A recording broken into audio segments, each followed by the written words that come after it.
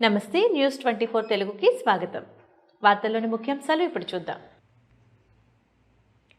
రానున్న సార్వత్రిక ఎన్నికల దృష్ట్యా బాపట్ల జిల్లా ఎస్పీ వకుల్ జిందాల్ ఆదేశాల మేరకు జిల్లా అంతటా పోలీసు అధికారులు విస్తృతంగా తనిఖీలు నిర్వహిస్తున్నారని, నగదు, లిక్కర్ అక్రమ రవాణా జరగకుండా పటిష్ట నిఘా ఏర్పాటు చేస్తున్నట్లు బాపట్ల డీఎస్పీ వెంకటేశ్వర్లు తెలిపారు. బాపట్ల జిల్లా మార్టూరు పోలీస్ స్టేషన్ పరిధిలోని 16 నెంబర్ జాతీయ రహదారిపై బొల్లపల్లి టోల్ ప్లాజా దగ్గర ఎద్దనపూడి ఎస్ఐ నాగశ్రీను పోలీస్ సిబ్బంది కలిసి వాహనాలు తనిఖీ చేపట్టారు.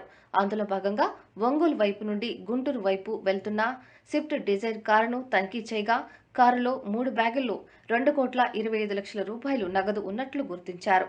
కారులో ప్రయాణిస్తున్న విజయవాడకి చెందిన బీరం శ్రీనివాసరెడ్డిని పోలీసులు విచారించగా అతడు విత్తనాల కంపెనీలో గుమస్తాగా పనిచేస్తున్నట్లు, ప్రొద్దుటూరుకు చెందిన బయ్యర్లు మొక్కజొన్న విత్తనాలకు కొనుగోలు చేశారని, విత్తనాలకు సంబంధించిన నగదు తీసుకుని ప్రొద్దుటూరు నుండి విజయవాడకు వెళ్తున్నట్లు తెలిపాడని బాపట్ల డీఎస్పీ వెంకటేశ్వర్లు తెలిపారు.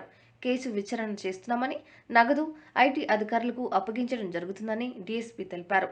ఈ సమావేశంలో సంతమాగులూరు సిఐ నరసింహారావు, ఎద్దనపూడి ఎస్ఐ నాగశ్రీను పాల్గొన్నారు.